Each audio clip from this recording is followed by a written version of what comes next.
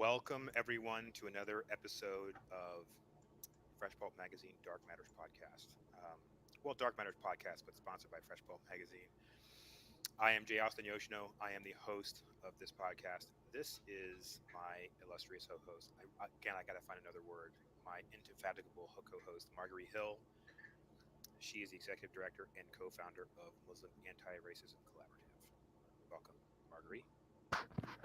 Thank you for having me. Yeah, it's always great. Saturday morning for me, where I get to nerd out with my good friend.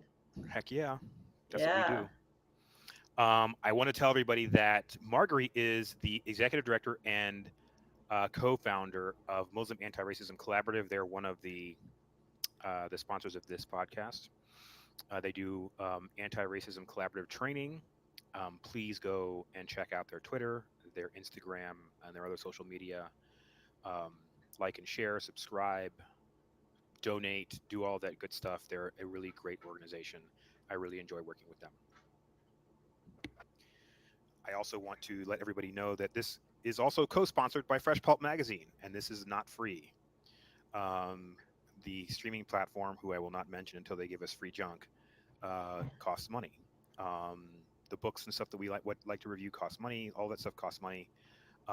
We don't really actually get paid, but it helps take the edge off when we get little donations, $3, $4, $5, 99 cents, whatever you want to do. Head over to our Ko-fi. There's a tip link in our Twitter. And before we get into today's topics, I want to mention to people that Dark Matters podcast is not a podcast that is designed to tell people what to like and what to watch and what to enjoy. That is not our objective. Our objective is to help people critically deconstruct and analyze the tropes, harmful and otherwise, that are being presented to us and portrayed for us in this media, in books, in television, in films. Because we are a nation that tends to consume uncritically. And I think in an effort to combat things like racism, combat things like misogyny, homophobia, transphobia, all of these groups that we are in solidarity with, we like to help people deconstruct this because they may be being nudged toward a certain way or to a certain point of view without even realize it. So that's our objective. So this week, what do we want? What do we want to do? We want to like go with like the full gamut because we've got a lot. We've got the new Ahsoka episodes. We've got Foundation. We have potentially and we have we have a nerd. We have a little nerd thing possibly. Do we want to do all of it? Let's like be disciplined this week. I want to try and keep us around Yeah. an hour. And let's just say, I mean, I really like talking with people about this, and I would love to do like a 3 hour segment. But like, so let's talk about. Um, I don't have a science roundup because we have so much to talk about. Once we reach a little bit more equilibrium with the episodes, I'll bring the science segment back, which may be next week or the week Yeah. after. But I think it's still, yeah, I would love, I love the science roundup. I think that's important, but it's also great to go do a deep dive.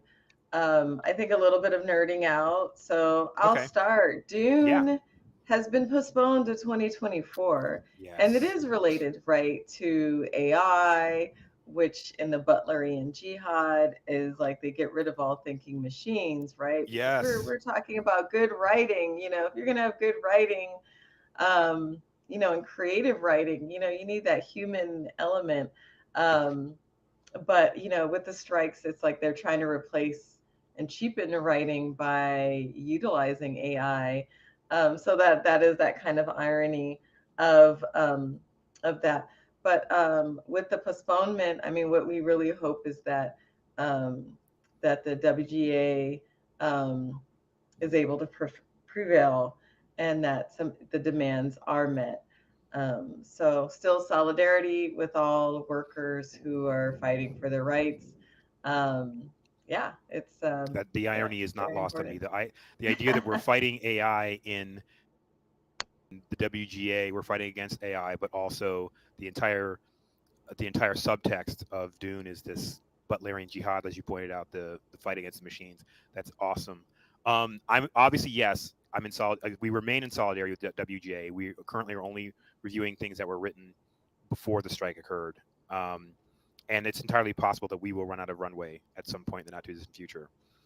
But I also wanted to say that this is not a nerd element, but part of the development of what's happening in the WGA is that one of the studios has hired a PR firm to manage the crisis of the strike, and I think that it says so much about late stage capitalism, but also the United States, that executives would rather hire somebody to manage the optics than simply manage the optics, right? Than simply just like do what they're supposed to do. So Hmm. they're already trying to manufacture consent by making it okay for people to say for making it okay for studios to union bust. So that's really all it is. Yeah, it's pretty wild. So if you're in the LA area, go and join some of those strikes. Give a writer, take them out to lunch, Bring some water, bring dinner. some yes, bring food. Yeah. Absolutely. Um, there is an article that I sent part of our nerding out segment too that I sent, which was about North Korean science fiction, and um, I'm fascinated by this. One of the things I love because I do collect like science fiction, not just books and stories and magazines and other stuff from places that you wouldn't normally find it. Like I do have a couple of things from, for example, Iran. Um, I have a couple of like I have a somewhere I've got an original like I'm not sure if it's an original or if it's like local craft, but I have an Empire Strikes Back poster um, in Telugu. um, like I have a lot of really weird stuff. So I was reading an article about the science fiction from North Korea, and I got to tell you, it's a little bit about.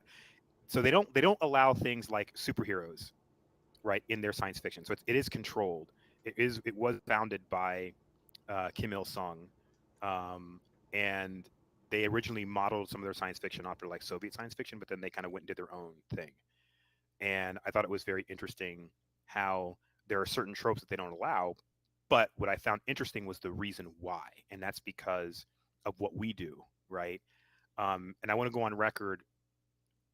It, Nobody really knows what's up with North Korea, so I'm not going to sit here and say they're evil or any garbage like that.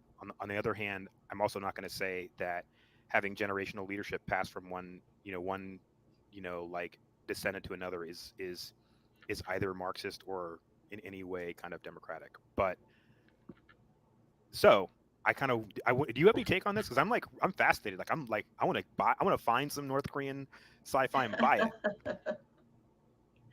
I mean, well, how would you buy it? Get smuggled out? Like, I mean, wow. Apparently, So someone's managed to get their hands on it.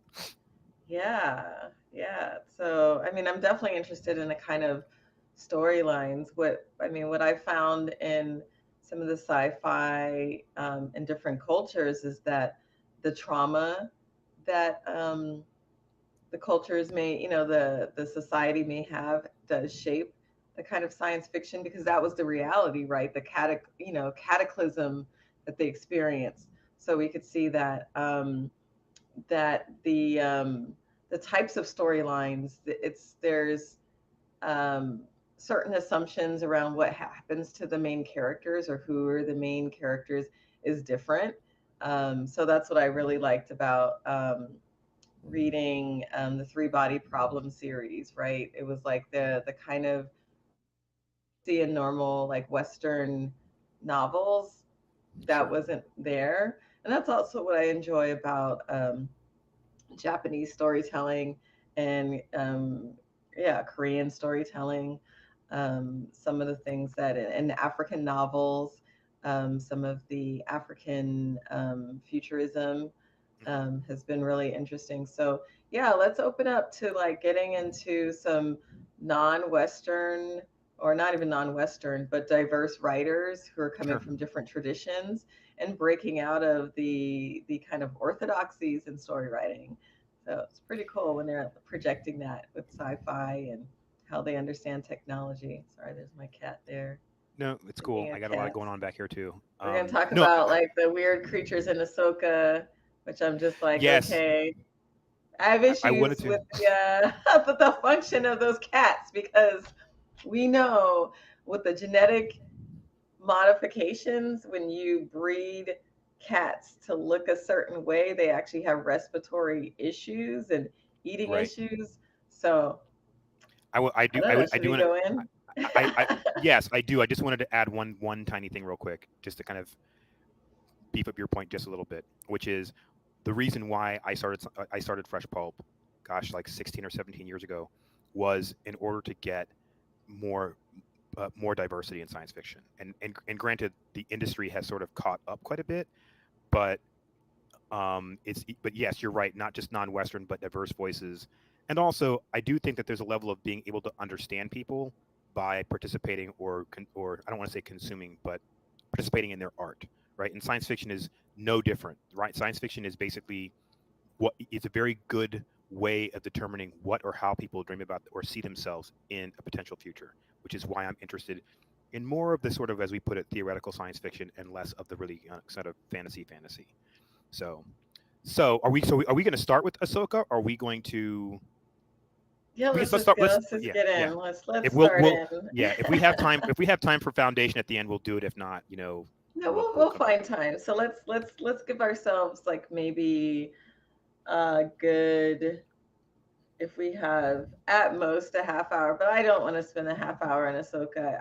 I mean, I find Star Wars lore is so Convoluted. contentious and Oh, convoluted. There's so many mm, novels I can't follow. sure. I mean, if I spent the rest of my life trying to understand that all the derivative content, I wouldn't have time. I mean, I You're don't. right. And You're 100% correct. and then there'd be like people yelling at me and stuff. Like, I mean, I would just, so yeah, I mean, I'm sure I'm gonna make a lot of Star Wars folks really upset because I didn't watch Rebels, so there's certain things that were happening there that I was just like, so yeah, let's maybe give it maybe 20 minutes. Okay. Yeah, we do it. We can do Okay. it. Okay. Let's give it 20 minutes. Yeah. So basically, and surprisingly, so I'm gonna do the beats real quick. And surprisingly, there isn't a whole lot of beats for something that was basically two 1 hour episodes. But basically, they set this whole thing up with a special episode from the book of Boba Fett and the Mandalorian. And basically, Ahsoka is she is a pre Empire Jedi who during the Clone Wars kind of rose to sort of prominence, but eventually left. So this story picks up basically 20 something years later, right? After the fall of the Empire. So, and um, essentially, there's a woman that was in the Book of Boba Fett named Morgan Elspeth or Elspeth Morgan. Anyway, Morgan Elspeth, who is um, she is a witch from the Sisters of Dathomir, and She has an artifact that she's hidden. Ahsoka's looking for it. She finds it. She takes it into her custody, but she goes to find her old Padawan to help her decode it. The Padawan takes the artifact, runs off to her little like prairie apartment to decode it. All of a sudden, these two dark Jedi who you see in the I'm sorry, blew past that. These two dark Jedi you see in the very first scene show up. Well, one of them shows up, stabs her, takes the artifact, runs off. Right, and then next thing you know, she's waking up in the hospital. Ahsoka's there, and she's like, like, why did you do that? Why did you leave and take the artifact with you? Like, you screwed up. And then they they get a lead from the robot, one of the robots that attacked her. They get a lead from its brain that it's on that that they need to go check these shipyards on Coruscant. So they go to Coruscant. I feel like I'm just blowing past a lot, or there just wasn't a lot there. But basically, Lady Elspeth is one of the primary antagonists. These two Dark Jedi work for her, and the artifact is supposed to point them towards where Grand Admiral Thrawn is, because they want to basically bring him back to the core worlds, reconstitute the Empire, and then destroy the New Republic. So basically, when they go to find this, one of these old shipyards that used to be owned by Morgan Elsbeth, they find that basically like all these people who work on the shipyard who supposedly have converted to the New Republic are basically just all like legacy Empire people. They try to kill her and Mary Elizabeth Winstead, who plays General Sundulu. They plant a uh, Ahsoka ends up getting into a fight with this other Jedi and another droid, which again is completely weird to me.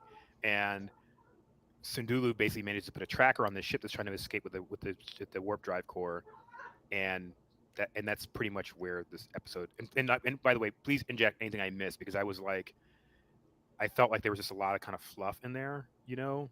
But anyway, like, and also her Padawan, basically, who's a Mandalorian, at the end of the episode, decides that she's ready to come back and be a Padawan again, even though like the Jedi training robot was like, for whose name I forget, was like, yeah, out of like the 500 like Padawans that I've trained over the centuries or whatever, you don't even rank amongst them as any so apparently she's like the worst Jedi ever, which I think is a really bizarre way to start out a, you know. Okay, so that's what I have to say about Beats Wise.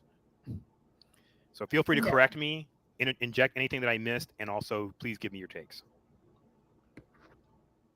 Yeah, I feel like I gotta sneeze right now. Like, I mean, just, I mean, it's beautiful, right? You know, aesthetically, the makeup, it's really cool. The costume, you know, seeing Ahsoka is it's great. And so visually, and I was like, is it that I'm super tired? But like, I mean, the first episode, I mean, I was tired, but I couldn't push through. I actually kind of, I was like, I gotta go to bed, which is very rare for me to like do that. Like, I was like, I had to finish watching the second episode, and then I went and this morning, no, last night was it? Yeah, last night it was the same thing too. Like, I watched that, and I was just like halfway through, I was like, I gotta go to bed. Um, and for those that know me, it's like I'm a late night. I'm a night owl. So Night that Owl, was yeah.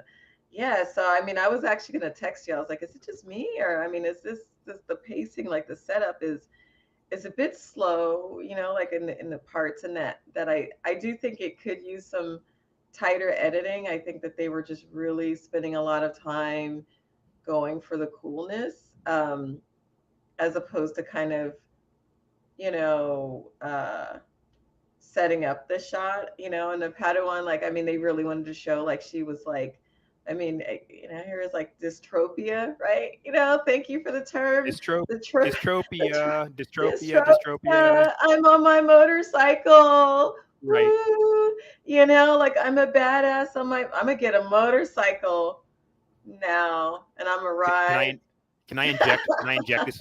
Dystropia is something that Marguerite and I created to sort of talk about tropes that we don't like that are not necessarily harmful, but are just either overdone, hackneyed, and just played. Yeah, Dystropia. like shortcut. It's like shortcut, like, oh, here's a ceremony where she's supposed to speak. I don't show up because I don't I'm a care. rebel. I'm a rebel and I'm on Right. this bike, you know, a hover bike, and they try to stop me, but I don't care. So, yeah, that's the way we're just gonna show like that she's such a Our badass. disdain for particular tropes. Yes, Yeah, so we're you calling know, dystropia on that one. yeah, I mean, is it But like also, every movie we're gonna do but that? You know, wasn't that in Star Trek too? Star Trek, I think it's in like it's all of every them, and future thing. Yeah, it's sort of on the one hand, and it is, there is a harmful trope there, which is it sets up this level of impunity for potential for possible heroes. It's like I can get away with being just a, because everybody knows I'm a rebel and I'm kind of an asshole, but I'm going to save the universe. So you already kind of know. But I also want to say that on top of that trope, another dystropia was the person that you hand the artifact to, who's supposed to study it, but then disappears with it because they don't really want to be near you. That's been done, right? Like I feel like I just like it was so predictable that Ahsoka came out and I can't remember what the character's name is, was just gone, and I was like, okay, but it was too convenient because you knew as soon as she disappeared, you knew it was going to fall into enemy hands. You knew, right? So it's like,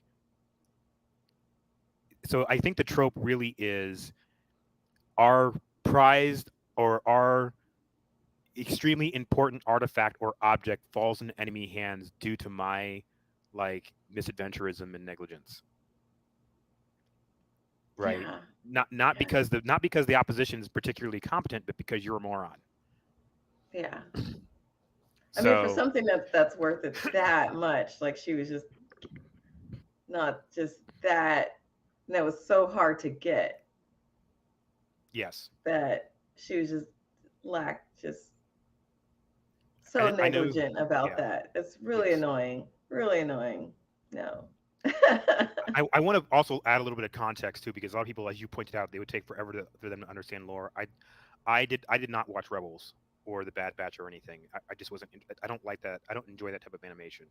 And also, like a lot of other animation, the scripts were like whatever. Um, but Ahsoka is like on a scale of powerful Jedi. Ahsoka is she's up there, right? She's comparable to say even Anakin possibly. So one of the few people who has dueled Darth Vader and survived, not only survived, but actually injured him. So she's no dunce, right, with the Force. Um, and so I do will say that I kind of enjoy so far that they're kind of understating her a little bit. You know what I mean? Like anyway, so that's what I wanted. I wanted to offer Yeah, that she's so like cool. She's like, context, right? Maybe a little bit too much, but yes, I'm gonna fight you. You know, yes, she always has that Rosario Dawson. Like, I mean, I never seen Rosario Dawson smirk so much. You know, right. I don't Sabine know. I Wren is her mean, name. yeah, Yes, Sabine Wren is interesting. You know, I'm absorbing, right, and Rosario Dawson is Ahsoka is who's like, you know, kind of has yes, that same expression through most of the episode. She's kind of like yes, unbothered, yes, unconcerned. So it's hard for me to feel the urgency, but I guess yes. Exactly. Yes. I I want to inject this real quick too. A couple of years ago, Rosario Dawson was in court. I want to because I want to be transparent and clear about our to like stance on. like a Oh, sorry. I want to be yeah, there you clear. go. I want to be clear about our stance on actors and actresses, actors and everybody who artists who are accused of bad behavior. So I'm putting this out there.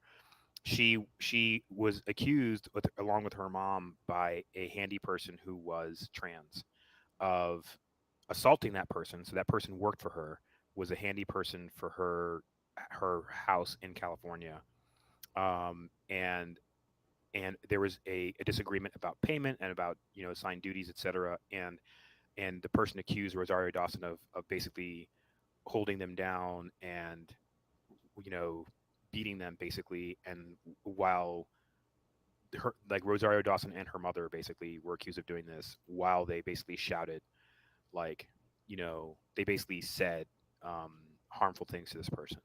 This went to court, and Rosario Dawson was basically exonerated. As far as I know, as far as I can research, she was not convicted of any crime, and she was not ordered to pay any kind of restitution. So the courts found in her favor.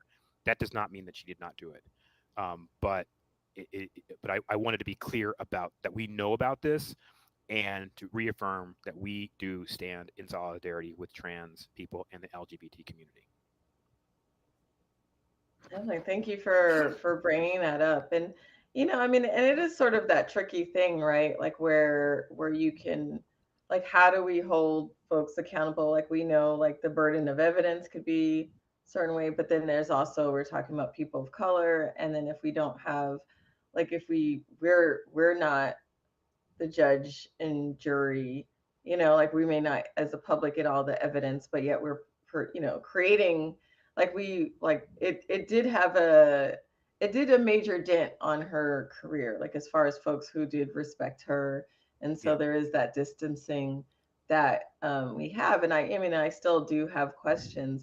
At the same time, I mean there's for me I mean I definitely struggle with that. I mean I've had people tell certain narratives or things going on with me and have sure. accusations. And so it's Same. like how do we manage that when I mean I know what that explanation was.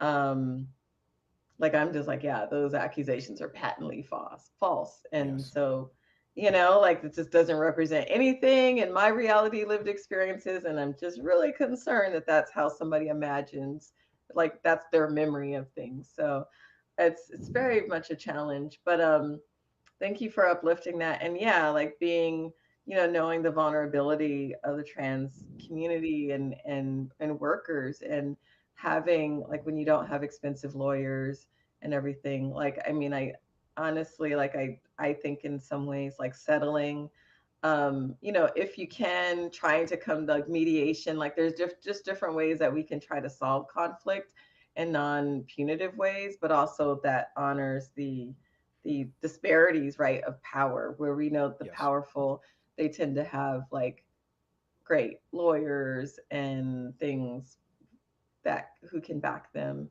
which is also Yes. very scary, like as somebody that doesn't have a lot of resources, and that somebody could lawyer up, and I'm just like, you know, Yes.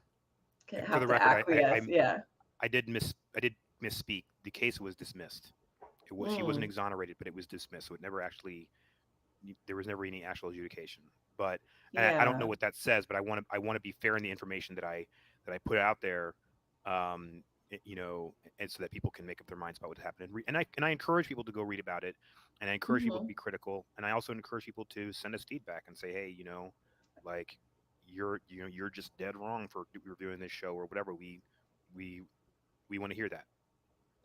Yeah, and what I mean, the important thing is that when these stories come to light, in the news, in the media, that many of us experience things, right? Like, and that it can bring up all those feelings of helplessness and everything. And so I just really want to send, the kind Absolutely. of words of solidarity and understanding that many of us have cases that either we can't bring cases to court because we know that they'll be thrown out, Right. that there is very little restitution for those who are marginalized when you are Absolutely. a worker and you're facing things with your somebody who has access to lawyers and power. So thank you for uplifting that. Thank you, and thank you for those. Thank you for eloquently expanding upon what I've said, and for your words of solidarity, because we're both on the same page. So one of the reasons why I do this podcast together. Yeah. Um, I wanted to Well, sort of touch on us on you do push me to like think deeper and more and hold me accountable. So, same you know, same. I wanted so there's a couple things that I want to blow through real quick, but then land on one more thing. Number one, here are sort of my mini gripes about the show so far. Why are New Republic uniforms so ugly? Right? They are so like that admiral guy in the beginning, and even the admirals in previous like movies and stuff.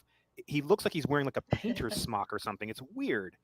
Um, and their uniforms are so ugly. And granted, right? Like the Nazis had Hugo. Was it Hugo Boss who like who so designed their true. That's who so designed their true. uniforms? So yeah, you knew they were going to be Yeah. like, do you know what I mean? And so like the imperial uniforms are modeled obviously after Nazi uniforms, so you knew that they were going to be tight.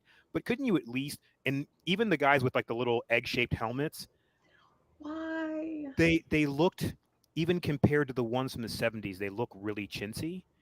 They look really cheap. And so I was like, okay, that's taken me out of it, right? Because those things are ugly. Yeah. Um, I mean, I would just be like, I mean, I would just go rogue. Like you could not get me in that rebel army with that fashion. Like I'm just like you exactly. don't put me in that. I mean, and not to say that like I mean my fashion choices are all that great. I mean I'm typically like You're I'm stylish. in You're modest stylish. wear, but but it's which is the challenge, right? Is like the challenge of like the vanity that we have, but it's just that my own vanity is like, could I join a rebel army? Would I trust them with those ugly, ugly uniforms? No, I mean No. they look inept. Like how could you navigate stuff That's with that exactly. thing? It's No, worse you than being can't. redshirted, right? Yeah, it's just like if you got that hat on, Right. You're you gonna are die. not even a supporting character. You're gonna die. So Right. that's It's the like trope. it's Star Wars Ugly equivalent of being redshirted. uniform. You're just not. You're not a hero. You have no swag. I want to say too that these on top of these poor uniforms. Let me look at what I have here. Just in the uniform vein or the set vein, these weird lightsaber configurations really take me out of it. Okay, the lightsaber with the knuckle bow. First of all, that's like huge, and then somehow becomes a circle with like two lightsabers. I hate that. I hate it with the passion. I don't mind. the there's a one there's the, the Darth Maul version, which is the two-bladed one, which is kind of like the almost like a Mughal Qatar, but like the blades are longer. Not Hmm. Mughal, but Indian Qatar. You know what I mean? Sorry, not Mughal, but Indian Qatar. Like it reminds me of that a little bit. I like that. What I don't like is that they're trying to be cool, like really cool with it, and it's not working, right? Because they had those same ones in Obi-Wan, right? All of the Inquisitors had those weird circle-shaped lightsabers, and I didn't think that they were functional at all. Yeah. I mean, I would love. Well, no. I mean, what did it look like when they were practicing the fight choreography? Or like, what would this look like if it was like sharp, right? So you have these things that could burn you, like penetrate stuff. So I mean, sharp objects, and you're doing that. So, yeah, I mean, some of that is like trying to like level up, but yet they couldn't level up like the rebel stuff. Like it's like the technology of the like, because well, I mean, I guess where we're at, like, I've always like the bad guys always looks amazing, except for the stormtroopers. But then they level those guys up, right? Like they're not dumb, like they're not shabby in all of these post productions, but they just can't aim ever, Yes. And also, So why are you using a robot to attack? Like, why are you and a robot attacking a Jedi? That blew my mind. I was like, you're, I mean, that blew my mind, right? Like, either fight the Jedi or don't fight the Jedi, but don't bring your robot into the fight with you, right? So like, and I did, and I will say on that one particular part, and then I'll sort of move on. The scene at the end where the guy like force calls his lightsaber and like it's coming up behind her and she just kind of dodges it without even looking. That was cool. That was crazy cool. It was probably the best part of the whole episode, and it only lasted like half a second. yeah, you're But just like, you caught that one. I mean, I saw it too, but I mean, I'm glad you brought that. I mean, there was like cool scenes, but like, I mean, I really feel like, oh gosh, how I'm gonna say it. I guess in my one critique, it's like I mean, seeing, because Jedi is supposed to be like samurai, right? Like, so seeing the kind of smug arrogance as opposed to kind of like a purposefulness or groundedness in Ahsoka kind of bothers me a little bit, okay, like there's just some of the things, and then the use of force, like where they're just like flying through stuff like that. I don't like that so much, and maybe that's like my sci-fi. Like I'm flying like, through what? you, What do you mean flying through what stuff? like she just was like, and just like kind of just. I mean, they were doing that with Grogu too. Like he would just kind of flip, like, Right. and it was just like, there's not enough midichlorians in the universe to be doing all. Like I just don't. I'm not buying. I'm not buying. Like I Okay. can see, like, because like Darth Vader is supposed to be very powerful, right? Yes. Right. He's supposed to be like super duper powerful. But did you ever see Darth Vader do all these like shenanigans, like float up? Like he could force push people, strangle them. But now it's like they're doing all sorts of things, like Wait. healing When did when people. Like, wait? when When did did she Darth float? Vader? When did Ahsoka float? She just like kind of like, I think when she came up out of those, like when she made the holes Right. Oh, with she her jumped. thing, Right. She force she jumped. jumped. So She I will say forced jump. this. I'm not Well, a big fan of the force jump because I it know you're not. doesn't, the I- physics of it, the midichlorianism of it doesn't. So Darth Vader, if you recall, Darth Vader, and this was one occasion, only one occasion, but it's actually in Obi Wan. But if you remember, in Obi Wan, he actually force grabbed a shuttle as it was taking off. See, Right? that was a lot. It was I a lot. mean, I'm not going to lie to you, it was a lot. But things like force jumping, those things don't really. I mean, because it was only like 20 feet, it didn't phase me that much. Obi Wan jumped over 50 feet in the first Star Wars prequel. Like he jumped from one well, I'm platform to saying another. these prequels, anything beyond the first three movies, like they try to level up stuff that was Right. never in the first three. That's what gets me. Okay, okay. I see what you're saying. I would like a more I see what you're saying. disciplined universe, like where we could see the either the development, right, Yes. and you can explain that, but it's like, no, they're kind of going back and retconning all these like amazing skills.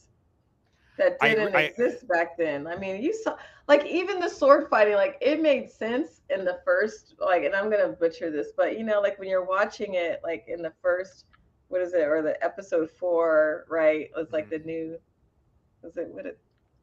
It's Yeah, it's original A New Star Hope. Wars. Right. Yeah, the New Hope. But Obi-Wan do, the sword fighting was like, and it kind of makes it was it's like an unwieldy thing, right? And then all of a sudden it's like they're like I prequel love fighting. I Like what love the they get sword fights. arthritis? They I get because it's love like the lightsaber fights in the prequels though. I'm sorry, I it loved it looks great. It looks because they actually applied some choreography to it. That part, yeah, that's a part where you and I are going to disagree. I in the prequels, that was the only thing, one of the only things I actually loved about it. Because in the first movie, he didn't have, Lucas didn't have the budget for a fight choreographer, and and I loved anyway. I loved it. That's all I'm going to say. I love the fight they choreography. I'm just saying they would have I need see to. what you're saying about retconning their powers. I see that, but as somebody, by the way, and I'm not like pulling rank or anything. I'm simply saying that as somebody who's read most of the books, who's read the comics, there is a bit of retconning, no doubt. It's not totally out, far fetched, but yes, somewhat. To me, it's like whenever you see those westerns, like those, like there was a western that was comprised of like mostly African American cast recently, like a couple of years ago, and like they would shoot somebody and they would like fly off their feet or like do a backflip. I don't like that's what I think you're talking about when you see it. It looks cartoonish. So yeah, I like when Yeah. it's cartoonish. I agree with you. Sorry, Yeah, so but it's there's just this no, the I mean fight. I That's like a it. good fight choreography, but if we could imagine like what we could have had, I mean, because like obviously like Darth Vader is like by that time like he's lost all his parts, like he's just like feet and like so that could and maybe like Obi-Wan Kenobi, like he's like I mean well arthritis, and so Yes. that fight would have been like made sense. Like here's some old dudes trying to duke it out, and Yeah. I could like talk about this element forever. But the two things that I wanted to touch upon really quickly. Number one, I love that Rosario is heading this up. I love that her Padawan is Sabine Wren. I really like Mary Elizabeth Winstead. Mhm. But so far, this show is still very white. It's basically Rosario and like everybody else. Vinnie Thomas made a cameo. The Twitter comedian, the TikTok comedian. But other than that, everybody in that show is basically. And that Jedi robot looks terrible. They need another robot. It looks looks really clunky. So Yeah, no, the it's interesting. So you have Rosario, like, and then what is the name of the actress? I'm trying to pull this up. I had Diane like Lee. one Oh, you mean um who plays Sabine. So she's she's yeah she's like Australian Asian. yeah sorry, go ahead. Yeah, she's like what is the term? I mean, are we Not using half a like she I was is like, is that even a term we she is use still? Asian Australian, so she is Asian European. I'm assuming Yeah, and Natasha I think she Liu-Bordizzo. played in like I read somewhere like she I mean I think she played in one of the like another martial art or Crouching Tiger, Hidden Dragon. Oh, Like there's some or one of the somebody in the film. So we got to look into that. right. I will look Um, into that. yeah, but it's like, but that also kind of speaks to like how biracial, like as long as they're like European and Asian, like can get main roles in Asian films. So the kind of colorism that exists there. So very Yeah, interesting. Um, but yeah, like I mean, so those are the things like for me for Star Wars, what kind of takes me out is like the rapid developments, and so it's hard for me to understand the time frame of when something happens because either the technology, the fighting looks so much cleaner, the use of like the weaponry or the uniforms of the bad guys looks so much better. And Like an Andor. yeah, I mean, yeah, Andor is just it's beautiful, right? But it's hard to like date it because it doesn't look dated. And I think that's what we kind of look for in the past is like something Yeah, that's like a little bit like, okay, this is from that time period. And so I'm wondering if the set design, I mean, am I missing that? Maybe people could comment and show me like how they fit it in with the timeline and show that the styles change over time. But I would love to see that kind of growth and change, so I can like look at something and I'd be like, oh yeah, like that's, the prequel period. We're going back to before the first Death Star. Now we're at the Right. big Death Star. Now we're at the supernova Death. Like those Death Stars just kept getting bigger and bigger in the Yes. series. Like by That the which is time, which is a dystropia. That is a dystropia, which is this need to continually make, rather than making the villains more somehow nuanced and more competent, they make the threats sort of needlessly and kind of unsubtly bigger, bigger, bigger, bigger, bigger. Like we yeah, went from the Empire to the First Order, and the First Order has not only a Death Star, but a Death Star that's the size of a planet. And I was like, oh, come on. yeah, it's just gigantic, man. It's just gonna, Dystropia. I'm calling dystropia a it's lot. gonna be a solar system. Like we're gonna destroy this whole part of the So right, right. galaxy. Yes, we stationed, we put, you know targeting mirrors around the galaxy so that we can bounce the beam all over the universe. The amount of ships. Actually, So here's my thing. My biggest beef with the writing of the Star Wars series is how short that empire was.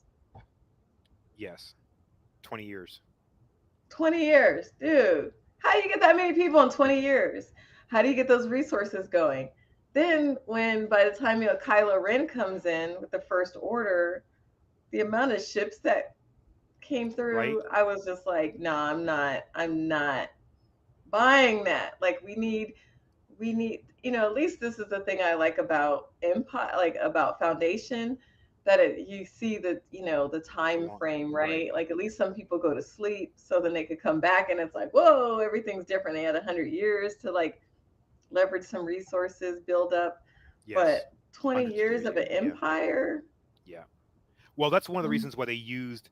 Well, I'm not going to get into that because we're probably blowing too much time on this. But I want to say this too because I didn't know we did I TikTok. saw somebody do a TikTok where they talked about, and I want to mention this pursuant to my comment about dystropia, about overpowered villains, is they use this term when the prequels came out to refer to Rey as a Mary Sue.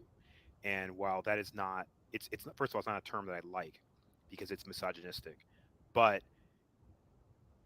the criticism of it wasn't wrong, right?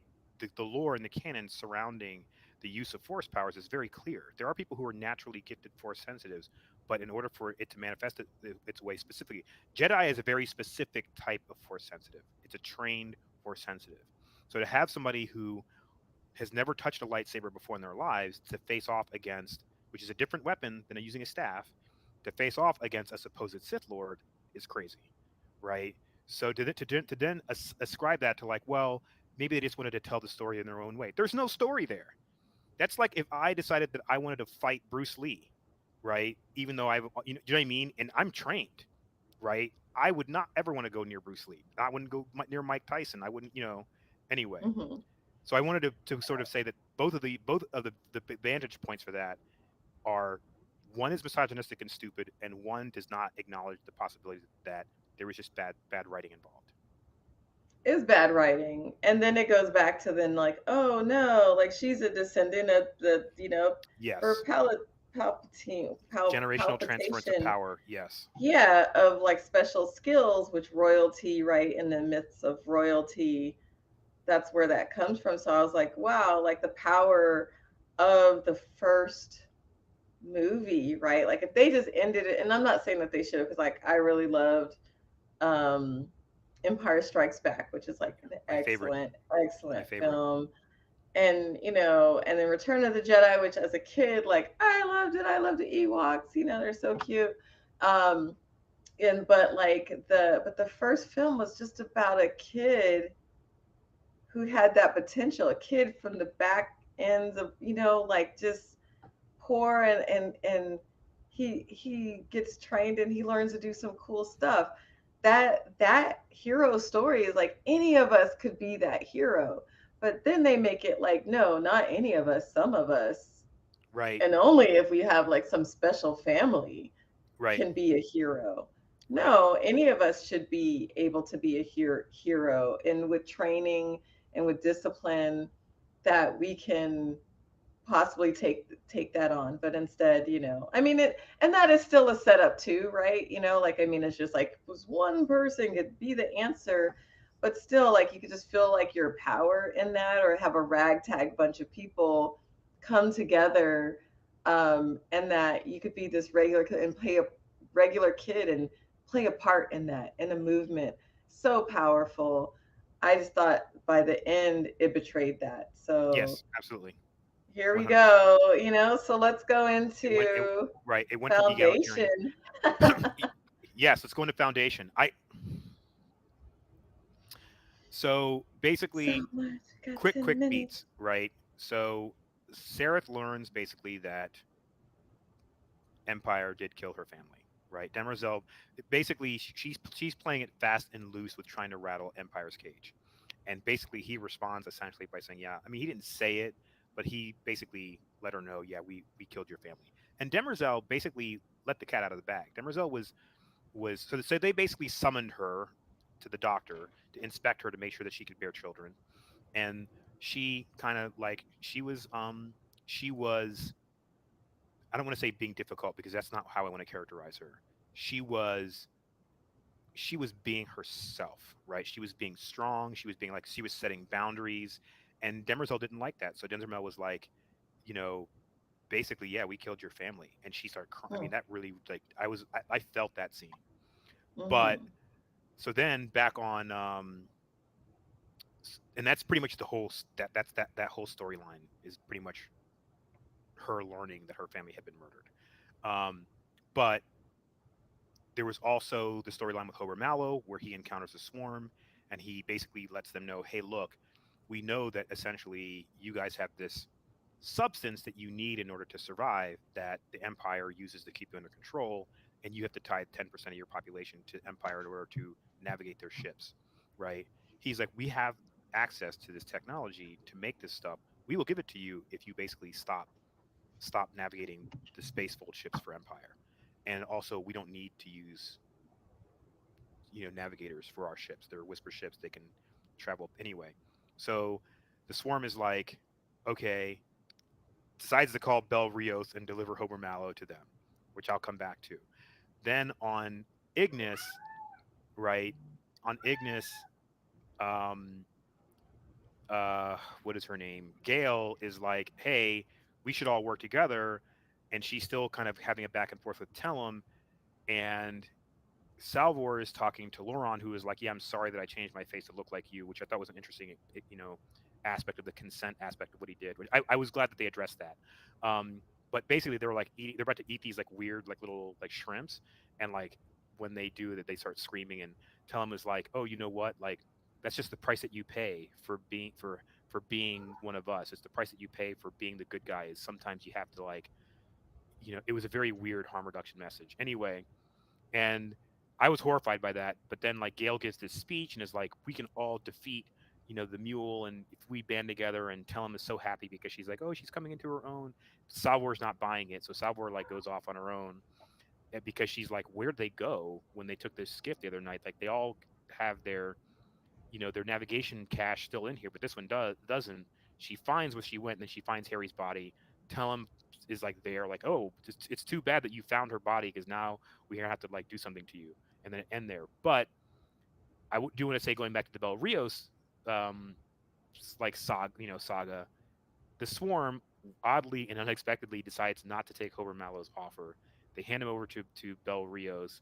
Bel Rios and his husband beat the crap out of him. He manages to escape onto his whisper ship and leave.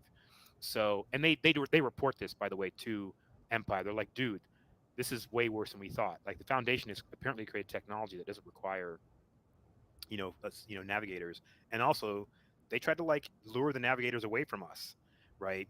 Oh, there's also Brother Constant and the other priest. They show up on they're on Ignis. They were obviously captured last episode, and they have a back and forth with uh with Empire. Brother Constant channels Harry Seldon's like consciousness and has a conversation with Empire, which is basically like, we have ships, we have everything, we can fight, and if we fight, we'll win. But we'd much rather be partners with you.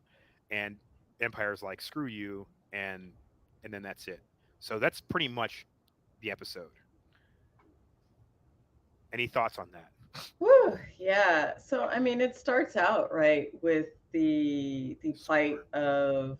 of like black women, right? You know, and the queen's like this gendered thing. I mean, and it was like it was very jarring. It was very compelling, also, just like the status of women. Still, you're like, dang, we're like this far in the future, and we're just reduced to this.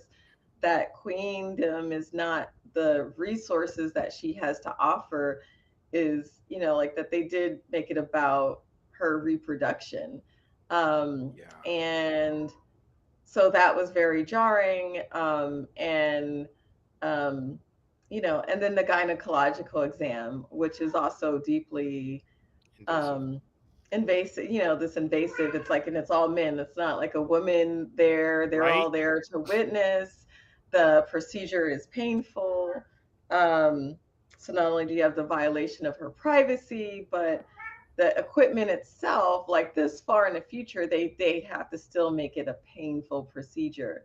So the Yes. writers emphasizing that, I was just kind of like, okay, like they're really trying to hone in on that she's harmed by this, right? And making her very vulnerable, like when she had that shorty, like the self-assuredness, and just like diminishing it, diminishing it, diminishing it.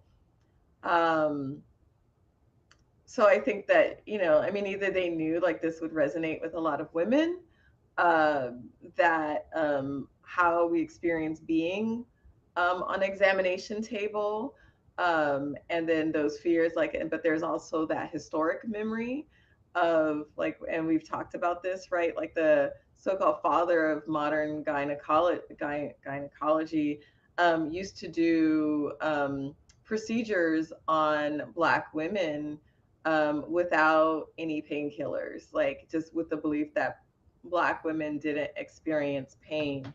And so, you know, that like, and then they want to harvest her eggs right away. And so she's like really trying to negotiate her, you know, some type of autonomy. Because then what would Right. be her usefulness, right? If they just, you know, like her leveraging power.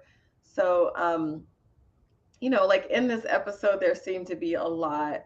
I mean, well, the maybe there are some of the themes that were split in half, right? It's like one, it's like about children and families, right? Like what makes a family, but also like, but you know, like it's like with her of like her loss of her family, and that she's gonna have to like give birth to this new empire, like how like devastating of being in a relationship or the with someone that is that harmful. So that I think that that echoed a lot there around abuse and power, and the vulnerabilities, like the gendered vulnerabilities. The second part, right, like where it got to me was the I was like, okay, they're making a big case for veganism right here, because one, those little mollusks were like really disgusting looking. um but the pain, like if we experience the pain, right, like that it hurt, like not just like we, well, it hurt like hearing them cry, but if we experience the pain of the creatures that we're eating, would we still want to eat it? Right.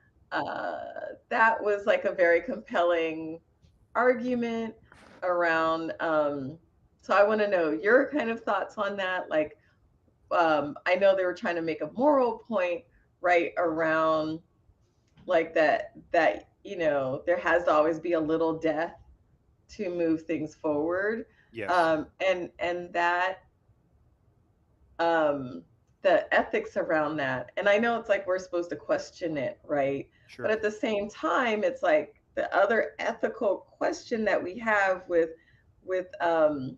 oh gosh, what's the name of the captain of the ship? His name is Bel because Rios. he's Bel Rio. So when Bel Rio says, "Oh, it'll be far worse," he's Right. seen the Yes. lawlessness of it. Well, that's the places he was going to discipline. He didn't see those peaceful places where they're just like, "Look, we went under stealth mode because Empire sucks," Right. and that there is a possibility of having an anarchy does not mean absolute chaos and things falling apart. Right. anarchy could mean people are just really cooperative, and one person, one vote, they resolve their disputes in ways that maintain people's dignity, and no one person or no one institution has absolute power or has a monopoly on violence.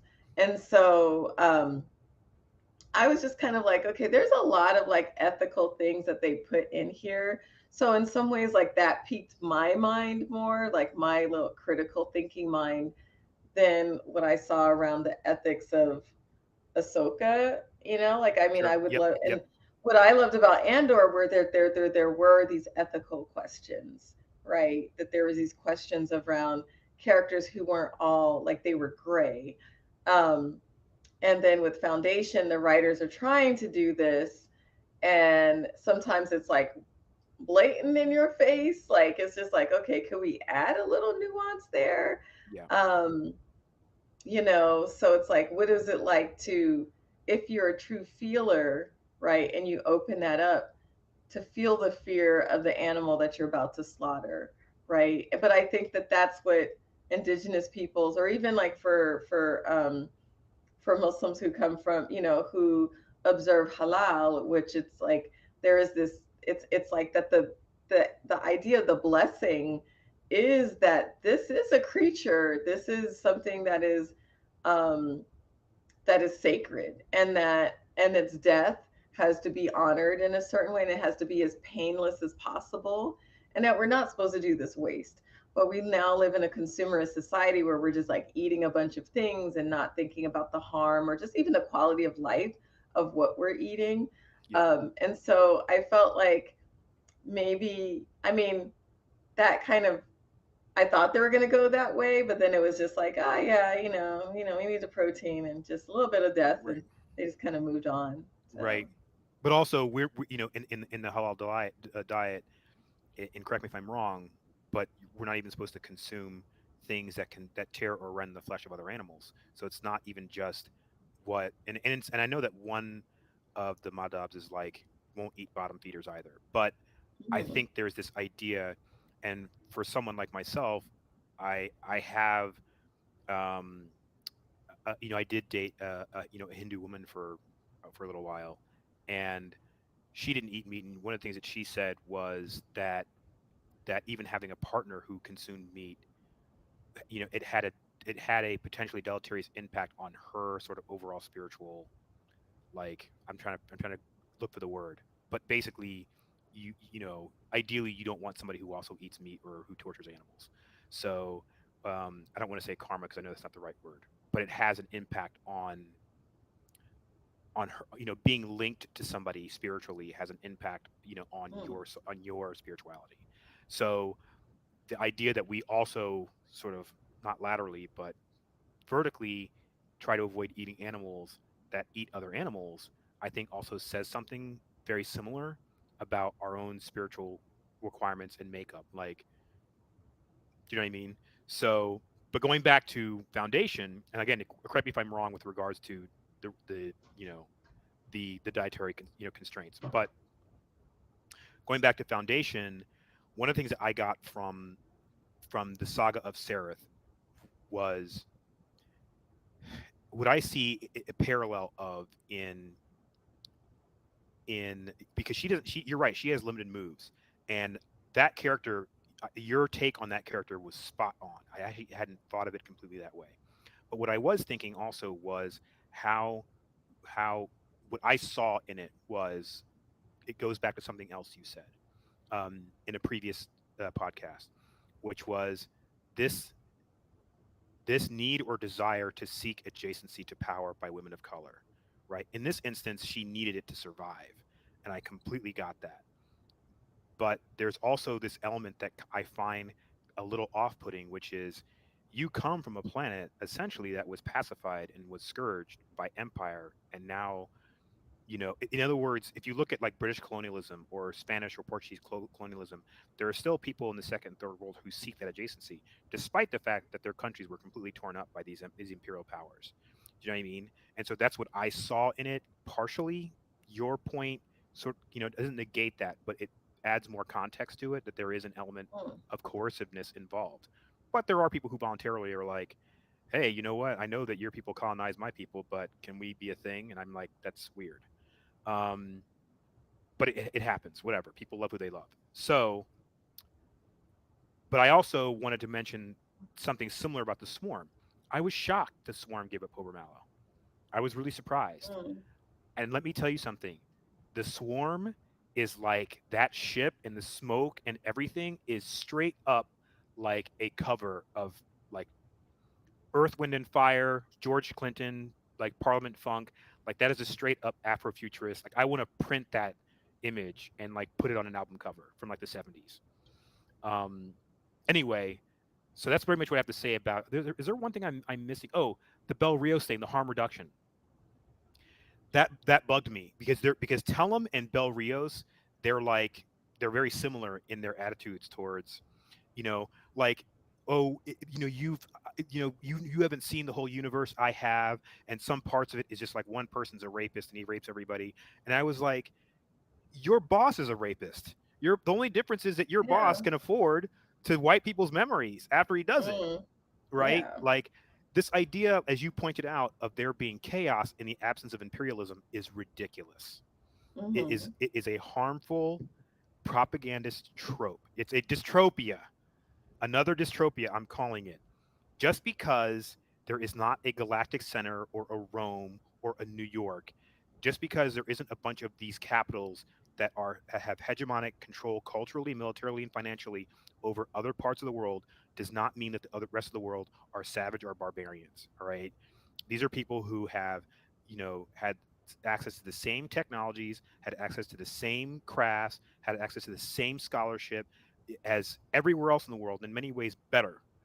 But the difference in who became a colonial power and who didn't was how they chose to apply those crafts. There are some people, i.e., Europe, who chose to use and apply their technological know-how towards conquest and warfare, right? Whereas other smaller nations chose to use them for more artistic and peaceful endeavors. They didn't. It's not to say that they were completely devoid of violence, but they had no designs on conquering the rest of the planet. Yeah, I mean that's really powerful um analysis that you have there. I mean, and now I mean the kind of the historian in me is kind of like really want to kind of expand. And I know we're very short on time, but I Go, definitely please want to spend the go next ahead. time thinking about just different empires, right? I mean, whether we're thinking about like, I mean, for me, it's like some of my pre-modern work as a historian, right? Is like, I mean, I was a medievalist in undergrad. So we're kind of thinking about like feudal systems, right? And the kind of like consolidation of power in those formations. But I also did like kind of like when I was taking or doing work in pre-modern kind of like Middle East, South Asia, is like the gunpowder empires, right? And like what caused the kind of like how did people kind of always look at the borders and the kind of expansion, like military expansion? What purpose did that serve, right? And kind of stabilizing or like or with the center. So it's like yeah, like there's conquering peoples, right? Like where people have different cultures where Sure. the political formation is on conquest. And I mean within like what we do know is that like in African history was like in places where they're like resource rich, like the land is very rich, but their people poor. Like the people are just like, I can go and escape. Like people sought autonomy. The reality is um, that in many places where people could leave and make a living for themselves, they chose freedom. And that meant not taking a bunch of possessions, not having oppressive social systems that included social, like oppressive food systems, but they sought ways to like to not have the control of these powerful states. So I do think that when people are writing about societies or universe, and like expansion, that they really have not studied history, or if they have, they've only studied a certain type of history that is focused on just telling the stories of great men, great leaders, and these states, as opposed to the histories of like how people's culture shifted and they expanded. When you look at the history from the bottom down, which that's what makes it so interesting when you show what was life like for the peasants, the farmers, like people who maybe had to navigate an empire. That's also like very interesting. So, but Good like I point. think overall we have to really try to break ourselves out of Eurocentric history telling, and look at how do people live, right? How did people live for thousands of years? And knowing that those are sustainable. But what we always imagine is sort of like the future of like, or our imagined future of how the Roman Empire was, or how even these empires operated. Because a lot of times, for a lot of people, they're just like, we don't even really care who's in power as much. It doesn't really bother us. Like, as long as we're just kind of left alone and able to enjoy our village life. Because that was the average living that we had. But Right. now we have, with rapid, like, global urbanization, you have people moving to these cores, and that they're now completely dependent upon the state for everything, and those social systems that we have. So I think it would be really interesting if we actually had some really cool historians, sociologists, community organizers to actually start to do some sci-fi storytelling. So I think we could get at Yes. some really Yes. cool social systems. Yes. I also, I want to like see if I can't get a couple of, because I know that I'm going to say this real quick. I know that like I'm a blunt instrument when it comes to my the things that I say about history. Like I'm not a historian, so I will say something that's very general and probably not completely accurate, and I acknowledge that just because I'm not really equipped to to say something more specific. But in addition to yourself, I think it'd be cool to get a historian or two on the show, right? So that you guys can go at it and sort of help contextualize some of the things that we see, some of the tropes that we see, on television and in films. That would be great. Definitely. I mean, I look forward to that. I mean, and so for me, it's like as a kind of, I mean, I'm definitely going to be on the lookout for social systems that are tropey, like, yeah, Yes. like having an empire, what does that mean? When we know there's much more complexity in Yes. that. So it's like the empire itself, like right now for the film, for the series, we need that one person as opposed to understanding the bureaucracy or the economics that would make like lead to stagnation and an ultimate collapse of that. So that's where I'm like, Ooh, I'm I want to definitely, talk about that. I want to get I want yeah. to take a note on that because the bureaucratic element was something that I was contemplating last night and I forgot to write it down. Well, I want to talk about it next week. We did have a lot to unpack. Like it's completely fine that we tried to restrain ourselves a little bit. So it's A completely fine that little we went bit. over. We did better. Well, We're about we to have close we're though. doing two shows now. We're doing two shows now, and well, we're doing two shows now, and one of the shows had two episodes, and so we had a very dense week. Next week will probably be a little bit easier. But I do want to wrap this up. Um, so if you have any final comments, please offer them now so I can. Yeah. Hey, writers. N.K. Jemisin is really great at world building, doing that stuff. Take some master classes of understanding the logics of society, and how things work, because it just gets really tropey when you just have like one person that's embodying everything in power and not understanding, like there's a lot of great things you could add by like other players in that. You could actually decenter the emperor, right? And have like really compelling stories about everyday people. So let's do some everyday stories and Yes, and hire those push those to people. the background. Yeah, hire good Hi, writers, hire the NK Jemisons, hire the Netio Corfors, hire them to at the least consult on your scripts and at best pay them well and have them help you write them. So if they're interested, that is. So, but having said that, I want to thank everybody for coming in. If you're watching this on YouTube, please do us a grand old favor because you're going to help us monetize. Like this video, subscribe to this video, share, get other people to do so, and get your friends to come in to watch us. Thank you again, Marguerite. As usual, it's been a pleasure to sit here and talk with you about some great nerd stuff. I'm looking forward to next week, and I'm looking forward to seeing everybody also next week. So until then, have a good weekend, and we'll see you next Saturday.